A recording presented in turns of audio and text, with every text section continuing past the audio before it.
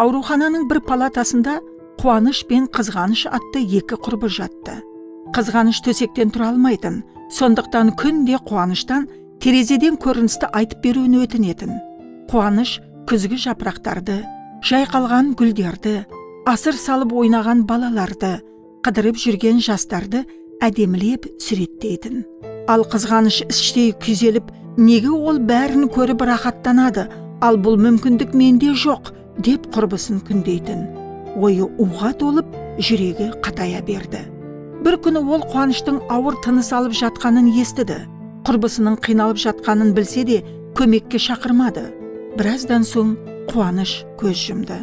Қызғаныш іштей қуанып, кереуетін терезе алдына қоюды өтінді. Енді бәрін өз көзіммен көремін, деп терезеге қараса, ар жағында үлкен кірпіш қабырға ғана тұр еді.